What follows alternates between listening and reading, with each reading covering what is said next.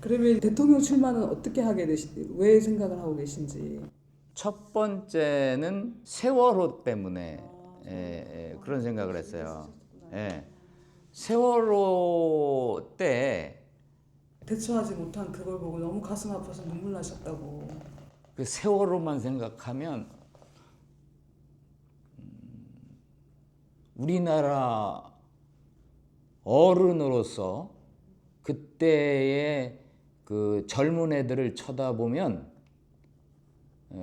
얼굴을 들 수가 없었어요. 그 시절에. 뭐 인원 많은 것도 많은 것이지만 내가 그 물이 차오르는 손실에 내가 갇혀 있다고 생각을 해봐요.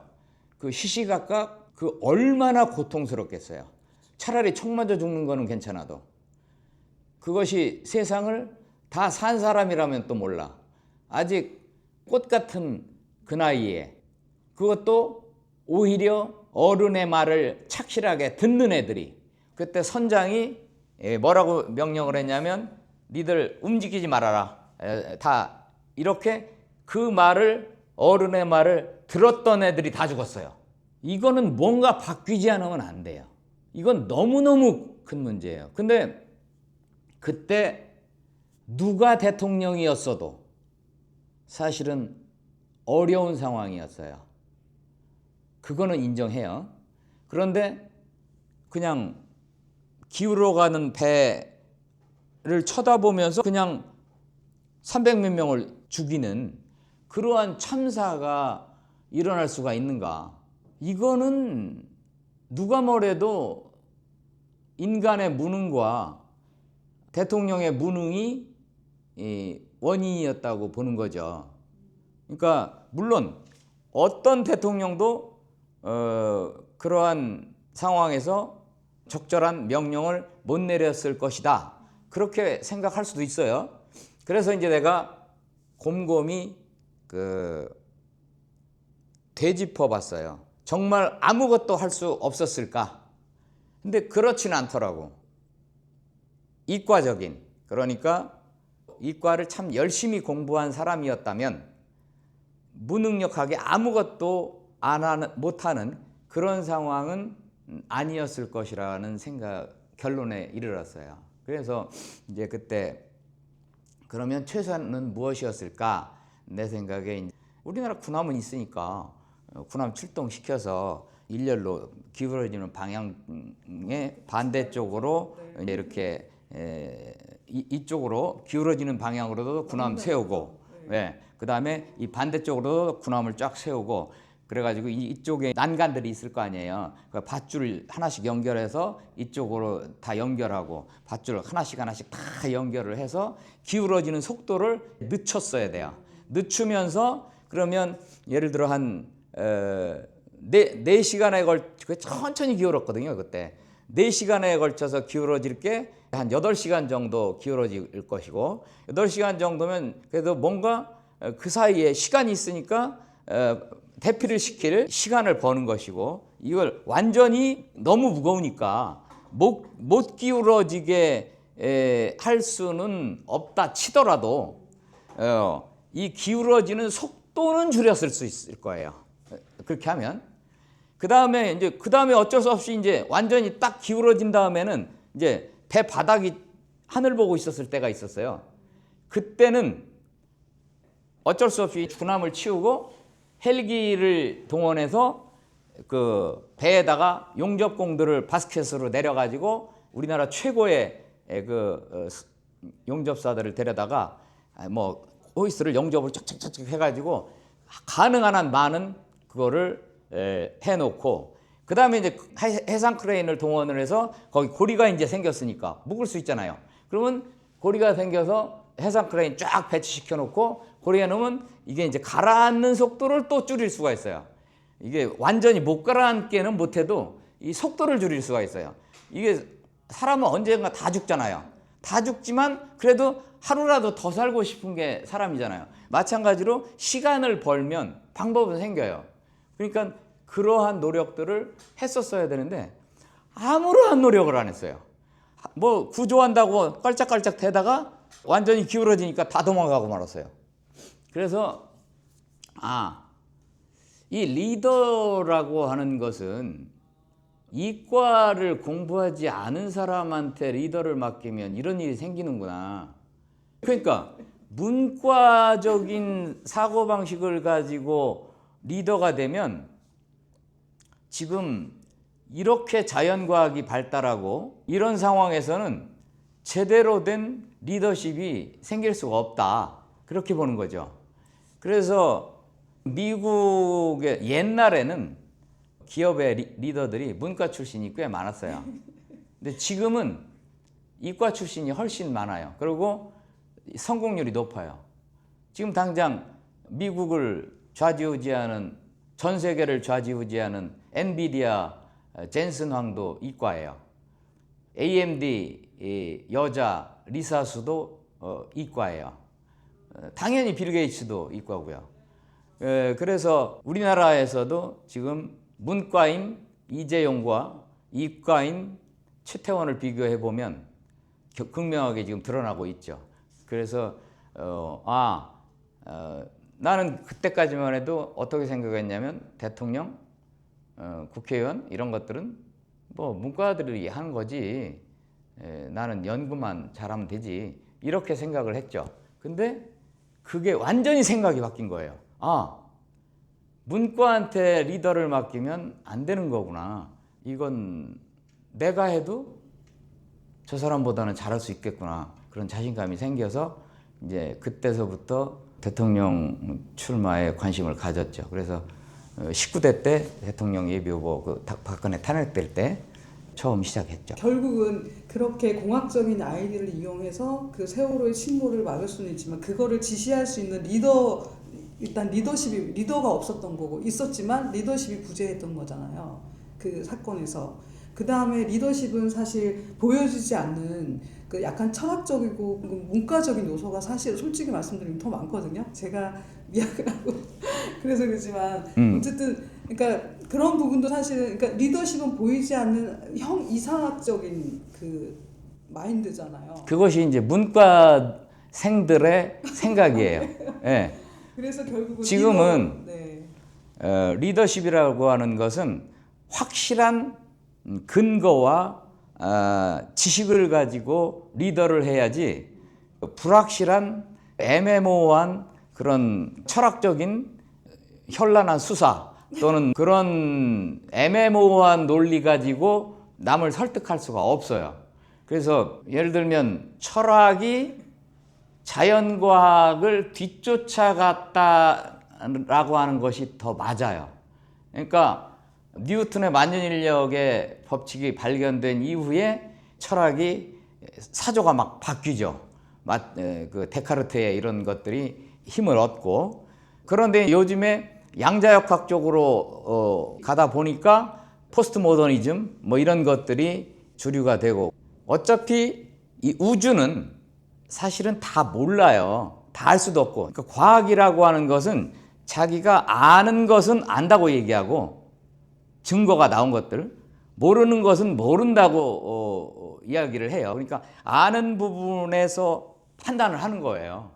그런데 인간의 리더십이라는 것이 인간을 다루는 것이 리더십인데, 그것을 어떻게 자연과학적으로 접근할 수 있느냐, 사실은 그것도 생각해 보면 좀 간단해요. 왜 그러냐면 인간이라고 하는 존재가 욕심꾸러기거든. 그러니까 누구보다도 더 강하고 싶고 지배하고 싶고 많이 소유하고 싶고, 동물이랑 똑같아요. 인간도. 그렇게 전제를 하면 뭐 AI가 인간을 능가하는 그런 시대가 됐잖아요. 그러니까 이게 굉장히 형이상학적인 부분이 있는 것 같지만 사실은 따져놓고 보면 욕심꾸러기의 한 동물일 뿐이에요. 그렇기 때문에 그 욕심꾸러기 동물들의 이해를 어떻게 잘 조정을 해 주느냐, 거기에만 관심을 가지면 문제는 해결된다고 봐요. 그래서 그게 굉장히 뭔가 안 보이는 거대한 뭔가가 있는 것처럼 포장을 하지만 사실은 아무것도 없어요. 그냥 욕심꾸러기 인간일 뿐이에요. 대표님 근데 뭐 고사는 상관없지만 플라톤, 아리스토텔레스, 피타고라스 다 수학자이자 철학가였어요. 그래서 결국은 제가 그 합쳐져야 되는 거지. 철학도 중요한데 철학은 애당초 사실은 이제 철학의 완성은 어떻게 보면 칸트라고 볼 수가 있죠. 뭐 플라톤 이후에 진정한 철학이 된 것이고 칸트까지는 거의 그러니까 모든 철학은 칸트로 흘러들어갔고 모든 철학은 칸트로부터 나왔다라는 말이 있듯이 근데 물론 내가 순수이성 비판을 완전히 이해하진 못해요. 나는 어떤 생각을 하느냐면 철학 이런 것들은 애시당초 인간이 풀 수 없는 너무너무 방대한 주제를 잡은 거예요. 영원히 해답이 없어요. 그래서 내가 장담하건대 계속 뭐 접근해 가는 것일 뿐 철학적으로 답은 안 나올 거예요. 그 사람들한테 뭘 맡기면 안 되고 자연을 지배하는 지금 알려져 있는 법칙들 이러한 것들에 대해서 확실한 증거를 가지고서 접근해 들어가는 이 원칙을 가지고서 판단하고 그 다음에 리딩을 해야 옳은 판단이 나오지 어차피 결론도 안 나는 뜬구름 잡는 그것을 연구한 사람들한테 어떤 판단을 맡긴다? 어떤 경영적인 판단을 맡긴다? 굉장히 위험하다고 봐요. 정치라고 하는 것은 이해관계의 조정이 제일 중요해요. 그래서 우리가 살아나가는 하루하루가 사실은 다 정치 행위랑 결부가 돼 있어요. 정치를 잘하기 위해서는 인간적으로 어느 정도 성공을 한 사람이 정치도 잘해요. 정치를 공부해서 정치를 잘하는 게 아니고 인간적인 생활, 그 다음에 사업적인 성공, 자기 분야에서의 성공을 한 사람이 정치도 성공할 가능성이 많아요. 그래서 뭐 언젠가 이스라엘 사람들이 아인슈타인을 이스라엘의 대통령으로 초빙하려고 했었던 적도 있어요. 그렇듯이 사회적인 성공을 하지 못하고 정치를 잘할 수는 없어요. 그건 분명한데 우리나라 정치 시스템은 정치를 하는 사람들이 먼저 뭘 하느냐면 되게 입당을 해요. 국민의힘과 민주당 큰 두 당에 아니면 뭐 제3의 당에 입당할 수도 있겠지만 일단 당에 입당을 해요. 그래 당에 입당을 하는 순간 그 다음부터는 그 내부의 역학관계에서 줄서기를 잘해야 돼요. 그래서 거기서 한 단계 한 단계 올라간 다음에 정치적으로 유명해지면 그 다음에 국회의원도 되고 그 유명해지는 과정은 대개 위에서 공천 이런 걸로 점 찍어야 그 사람이 유명해지는 거예요. 정치를 하고 싶은 사람은 입당을 해야 되고 입당을 한 다음에는 윗사람의 눈치 보는 것부터 잘해야 돼요. 거기에서 눈밖에 나면 끝나요. 그러다가 정치판에 한창 굴러먹었다가 다른 일을 할 수가 있느냐? 못해요. 그러니까 호구지책이 안 돼요. 그러니까 먹고 살려면 정치판에 무조건 목을 매야 돼요. 그런 사람들이 정치를 하는 시스템으로 되어 있어요. 다른 사람은 정치판에 끼어들 수가 없는 구조예요. 그래서 내가 주장한 게 뭐냐? 사회에서 성공한 사람들이 정치판에 입문할 때 같은 위치에서 공정하게 경쟁할 수 있는 시스템이 되어야 된다는 거예요. 그건 여론조사 시스템이 만들어줄 수가 있어요. 그건 뭐냐면 예비 후보로 딱 등록이 되는 순간 예비 후보를 대상으로만 여론조사를 하면 돼요.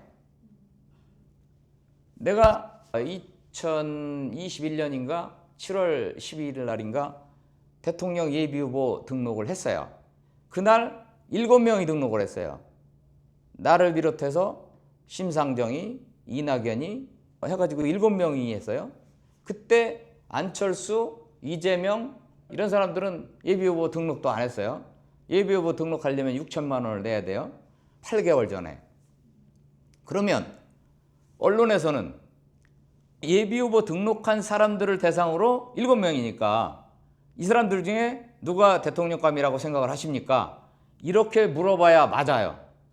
그런데 그날 이전에는 그런 질문을 하면 안 돼요.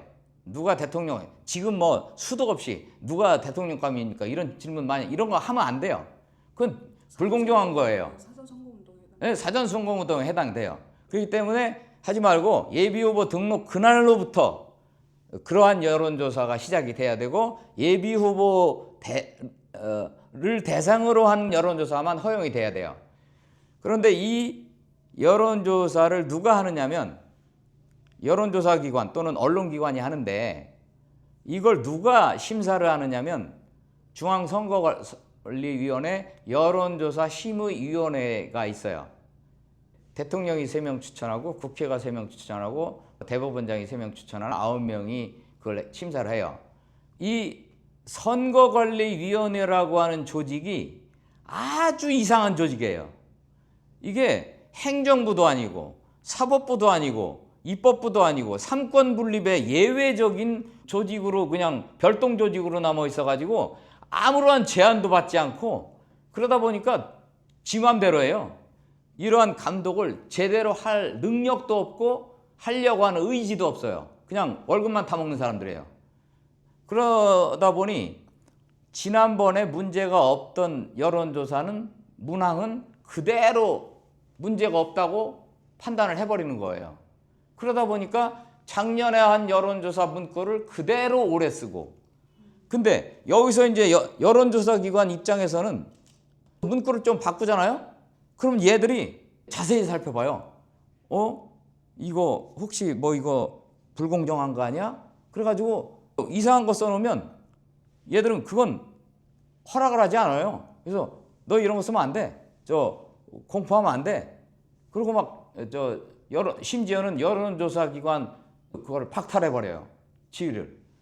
그러니 여론조사 기관 입장에서는 얘들 눈치를 안 볼 수가 없어요. 얘들은 아무것도 모르면서 과거에 옳았던 것은 그냥 통과야.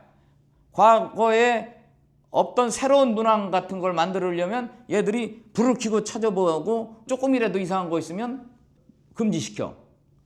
이게 바뀌지 않는 거예요. 그러니까 10년 전의 여론조사나 지금 똑같아요. 그건 뭐냐? 예비후보를 대상으로 여론조사를 해야 된다는 이 엄연하고도 공정하고 당위적인 이 명제를 얘기를 해도 이것은 기존의 여론조사 틀을 완전히 바꾸는 거예요. 기존의 여론조사는 뭐냐? 기존의 여론조사에서 몇 퍼센트가 나온 사람들, 그 사람들을 대상으로 해야 된다는 식이에요. 왜냐하면 국민들한테 그 사람들은 이미 알려져 있기 때문에 그게 얼마나 불공평해요. 그래서 이 시스템이 깨져야 된다. 그래서 이것 때문에 내가 그때 헌법소원도 하고 여론조사기관, 그러니까 중앙선거관리위원회를 형사소송돼서 직무유기라고. 근데 다 이유 없다고 똑같은 앵무새 같은 말만 해요. 정치 발전은 없어요. 왜? 아까 얘기한 정치를 하려면 당에 입당해야 되고 줄을 서야 되고 그 정치 기술만 평생 배우는 거예요. 그러다가 그런 사람들이 지도자가 되는 거예요. 이거는 이번에 안 되면 다음번에는 될 수 있어요. 거의 50% 확률이에요. 얘들은 완전한 기득권 세력이에요. 이번에 안 되면 다음번에는 되니까. 정권이 바뀌니까. 그래서 우리가 수도 없이 바꿔봤어요. 바꿔봤는데 노무현 이후에 5명의 대통령 중에 4명이 감옥 가거나 자살을 했어요. 80%. 이번에 윤석열이 탄핵이 되고 이재명이 대통령이 된다 해도 나는 예언할 수 있어요. 거의 80%의 확률로 불행해질 것이다. 하물며 이재명은 지금 얼마나 많은 소송에 걸려 있어요. 80% 이상이죠. 누가 봐도 그렇게 생각이 안 돼요?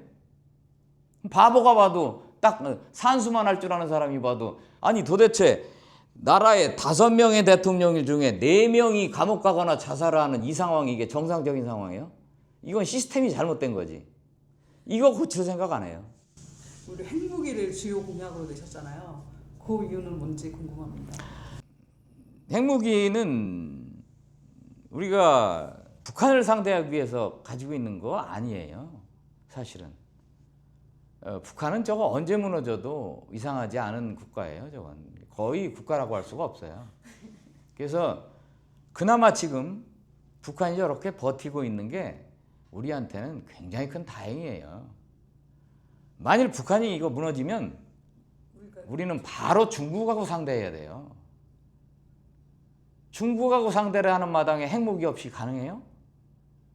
미국이 그때까지 뭐 우리 항상 도와줄 수 있어요? 핵무기 없이는 우리는 생존할 수가 없는 나라예요. 우리 주변에 세계 최강대국 4개국이 몰려 있어요. 일본 이미 핵무기 있다고 봐야 되는 나라예요. 일본은 핵을 재처리할 수 있는 게 허용이 된 나라예요. 그래서 이제 3개월 이내면 핵무기 만들 수 있어요. 우리는 농축을 20% 이상 못하게 막아놨어요. 지금 한미 원자력 협정으로 20%에서 95% 가야 되는데 20%에서 막혀 있어요. 일본은 95%짜리를 언제든지 할 수 있어요. 우라늄 95%짜리는 어느 정도의 무게를 합해 놓기만 하면 튕기기만 하면 폭탄이 돼버려요. 그러니까 일본은 언제든지 핵폭탄 만들 수 있어요. 지금 입장에선 우리는 중국과 러시아 사이에서 자존을 지키기 위해서 핵무기가 꼭 필요해요. 예, 지금 우크라이나가 어떻게 됐어요? 그 많던 핵무기 다 반납한 다음에 지금 쑥대밭이 됐잖아요. 주어진 자리 지금 이 자리에서 최선을 다하는 것이 인생이라고 봐요. 어떤 사람은 인생에 무슨 목표가 있다? 그게 다 쓸데없는 짓이에요. 우리는 회사에 목표가 없어요. 아예 애시당초 목표 그런 거 걸어놓지도 않아요. 그냥 지금 이 순간 최선의 선택들을 해나가자. 그러니까 철학이 필요 없는 거예요. 지금 이 순간 어떤 선택을 할 것이냐가 인생인 거예요. 그거 뭐 철학적으로 고민할 필요가 없는 거예요. 근데 그 선택의 기준도 필요하고 제대로 올바로 된 선택을 하기 위해서 또 공부도 해야 되고 판단도 해야 되는 시기도 있잖아요. 여기에 이제 중요한 것이 욕심을 부리면 안 된다는 거죠. 그 판단에서 여기서 최선의 선택을 해야 된다는 그 말 중에 최선의 선택을 하기 위해서는 욕심을 버려야 돼요. 그래서 주식해서 돈 달라고 하는 사람들 돈 다 잃잖아요. 욕심을 버리면 따요. 욕심을 버리면 부자 될 수 있어요. 누구나. 욕심을 버리면 좋은 회사 갈 수 있어요. 욕심 때문에 못 가는 거예요. 욕심 때문에 돈을 잃는 거예요. 욕심을 버리면 장가도 잘 갈 수 있고 시집도 잘 갈 수 있어요. 다 실패하는 이유가 욕심 때문이에요. 100% 버렸다고 말 못합니다. 다만 아마 다른 사람들보다는 욕심을 많이 버렸고 또 컨트롤할 수 있다고 생각합니다. 왜 그러냐면 두 가지 이유를 들자면 첫 번째는 죽기 직전까지 갔기 때문에 그 이후의 삶은 덤이거든요. 그래서 할 거 다 해봤고 또 죽기 직전까지 갔고 할 거 다 해봤다는 부분은 내가 이제 그 세상에 없던 제품 아무도 생각하지 못했던 그런 아이디어를 가지고 제품을 만들어서 히트쳤고 그래서 하나의 인생 목표가 이루어졌기 때문에 여기서 내가 더 많은 성공을 하고 그건 의미 없다고 생각해요. 내가 맘만 먹고 나에게 수명 연장만 되면 나는 계속 앞으로 발전하고 그럴 수 있기 때문에 더 이상 크게 욕심 부릴 이유가 하나도 없어요. 두 번째, 그때 죽기 직전까지 가봤기 때문에 정말 죽으면 아무것도 아니구나. 살아서 뭐 가져갈 것도 없는 거고 하여튼 죽음과 직접 맞닥뜨려 봤기 때문에 그렇지만 내가 100% 버리지 못했다고 하는 것은 인간이라고 하는 이 생물학적인 껍데기 조건들을 가지고 있기 때문에 어쩔 수 없이 간혹 남아있는 부분이 있는 것을 느끼기는 해요. 그런데 그게 그렇게 오래 가지도 않고 내 정신세계를 지배하지도 않고 잠깐 그런 욕망 같은 것들이 있기는 하지만 충분히 컨트롤할 수 있는 수준이 됐다고 생각합니다. 그러면은 수명은 언제까지 더 살고 싶으세요? 나는 영생하고 싶어요. 아, 단언코. 그럼 영생하는 최초의 인간이 될 수 있겠네요. 영생하시는. 아니요, 그건 가능하지. 만약에 영생을 하신다면 예. 최초의 인간이네요. 뭐 영생할 수 있는 방법이 있다면 영생하고 싶어요. 다만 지금의 기술로는 영생은 불가능할 것이고 앞으로도 가능할지 안 가능할지는 모르겠는데 지금 굉장히 많이 접근을 하고 있는 것 같아요. 그러면 이제 욕심을 버리는 게 인생의 모토라고 하셨잖아요, 아까. 근데 욕심을 버리기 쉽지 않은데 그러면 다른 분들한테 메시지를 줄 수 있는 부분은 또 뭐가 있을까요? 욕심에 대한 부분. 버릴 수 없잖아요, 저희. 욕심 없이는 또 할 수도 없잖아요, 어떤 일이든. 그러니까 욕심을 가능한 한 버려야 돼요. 가능한. 욕심을 줄일 수 있는 만큼 성공하는 거예요. 자기의 능력이 한 100만큼 있다. 그러면 이 100만큼 성공하는 게 맞아요. 그런데 사람들은 자기의 능력이 100만큼 있으면 200만큼 성공하고 싶은 거예요. 이게 이제 욕심이고 과욕이거든요. 그런데 욕심을 버리면 틀림없이 이 사람은 100만큼 성공할 수 있어요. 자기 능력에 맞게. 오히려 사실은 100보다 더 큰 성공을 할 가능성이 많아요. 욕심만 버리면. 그런데 욕심을 못 버리고 과욕을 부리기 때문에 사실은 100만큼의 능력을 가지고 있음에도 불구하고 결국 망하고 마는 거예요. 주변에 똑똑한 바보들 되게 많아요. 지금 젊었을 적에 한 가닥씩 했던 애들 지금 나이에 다 보면 별 볼 일 없이 진짜 늙어가는 모습을 보거든요.